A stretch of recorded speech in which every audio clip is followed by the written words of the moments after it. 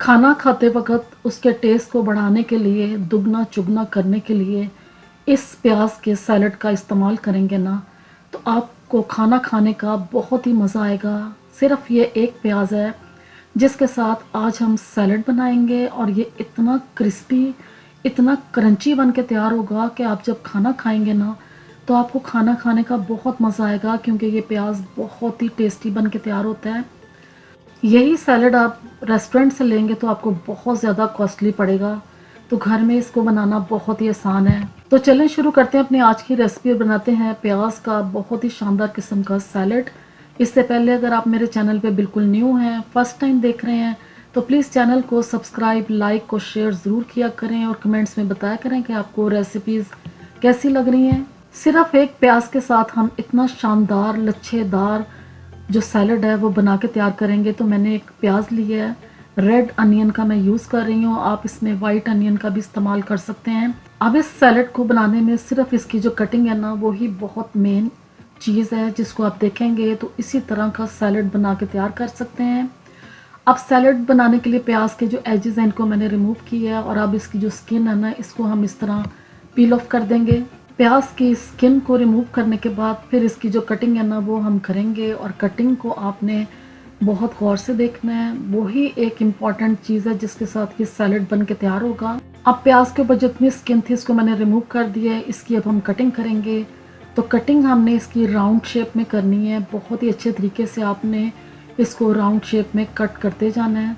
तो इस तरह ये लच्छे बनते जाएंगे और इसको हम जिस तरीके से प्रिपेयर करेंगे, इसका सैलड बना के तैयार करेंगे, तो वो किस तरीके से इसमें क्रंच आएगा और कैसे ये मज़ेदार बनेगा।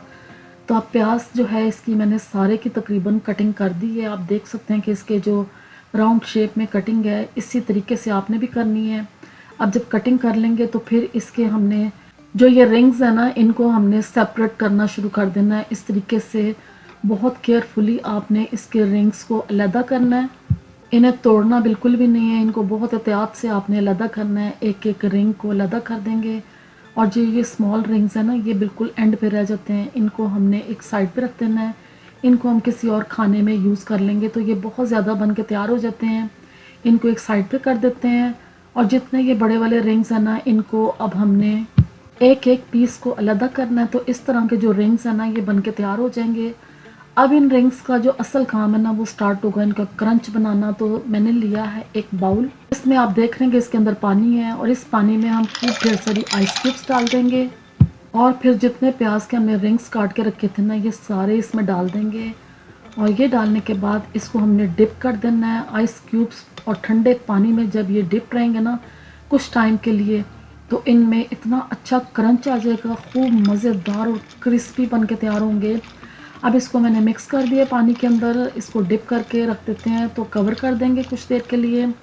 आपने इसको 15-20 मिनट के लिए कवर करना है।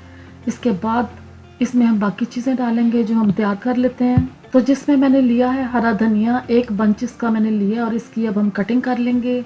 सबसे पहले इसको साइड से रिमूव करेंगे और फिर इसकी हमने बहुत ही बारीक कटिंग कर लेनी है। इसके बाद एक बड़े साइज़ की मैंने ग्रीन चिली ली थी, इसकी भी इस तरह साइड को हम रिमूव करेंगे और इसको भी हमने बहुत ही स्मॉल पीसेस में कट कर लेना है।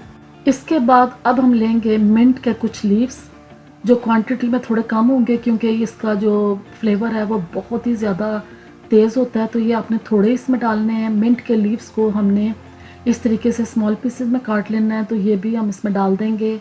इन तीनों चीज़ों का जो टेस्ट और जो फ्लेवर आएगा इस सैलड में कमाल का होगा। अब एक प्लेट लेंगे जिसमें हमने इस सैलड को बनाना है। तो मैंने लिया था एक स्टेनर, इसमें मैंने सारा प्याज डाल के इसको स्टेन कर लिया अच्छे तरीके से और यही प्याज अब इस प्लेट में डाल देंगे। इसके लच्छों को थोड़ा सा अलग करेंगे, फिर इसमें हमने ग्रीन कोरिएंडर, ग्रीन चिली और मिंट के लीव्स ये सारे डाल देने हैं जितने हमने काट के रखे थे। अब ये तीनों चीज़ें डालने के बाद इसको हम दोबारा से प्याज में अच्छे तरीके से मिक्स करेंगे, इनको इक्वल कर देंगे और फिर जब ये सब चीज़ें एक जैसी हो जाएंगी ना, तो फिर इसके अंदर हमने कुछ स्पाइसेस ऐड करने हैं। तो स्पाइसेस ऐड करने से पहले इस तरीके से हमने इन सबको मैंने अच्छे तरीके से मिक्स कर दिया। मिक्स करने के बाद अब जो स्पाइसेस ऐड करेंगे और स्पाइसेस में सबसे पहले मैं डाल रही हूँ सॉल्ट, जो मैं ब्लैक सॉल्ट का यूज़ कर रही हूँ 1/4 टीस्पून। फिर इसमें चिली फ्लेक्स डाल देंगे 1/4 टीस्पून और इसमें डालेंगे ब्लैक पेपर पाउडर 1/4 टीस्पून। फिर एक बड़े साइज़ का लेमन था जिसको मैंने निचोड़ दिया है इस तरीके से। अब तकरीबन सब चीज़ें जो प्याज का सैलेड बनाने के लिए हमने यूज़ करनी थी ना, वो सब इसमें डाल दी हैं। इसको एक मरतबा अच्छे तरीके से मिक्स करेंगे और मिक्स करने के बाद अब ये सैलेड हमारा परफेक्टली बन के तैयार हो गया है। बहुत ही मज़ेदार, आपके खाने को चार चाँद लगा देगा। बहुत ही शौक़ से खाएंगे और हमेशा बनवाएंगे, क्योंकि ये प्याज वाला सैलेड बहुत ही टेस्टी बन के तैयार होता है। प्याज खाने के वैसे भी बेशुमार फ़ायदे हैं, तो आप इस रेसिपी को ज़रूर ट्राई करें। इंशाल्लाह आपको ये बहुत पसंद आएगी। और इसी तरह का सैलेड घर में बनाएं, जो बाहर से बहुत महंगा पड़ता है और घर में तो बहुत ही ईजी तरीके से बन के तैयार हो जाता है। रेसिपी अच्छी लगी है तो प्लीज़ चैनल को सब्सक्राइब, लाइक और शेयर ज़रूर किया करें। कमेंट्स में बताया करें कि आपको रेसिपीज़ कैसी लग रही हैं, और अगर अच्छी और आसान लग रही है तो इन्हें अपनी फैमिली एंड फ्रेंड्स के साथ ज़रूर शेयर किया करें। अल्लाह हाफिज़।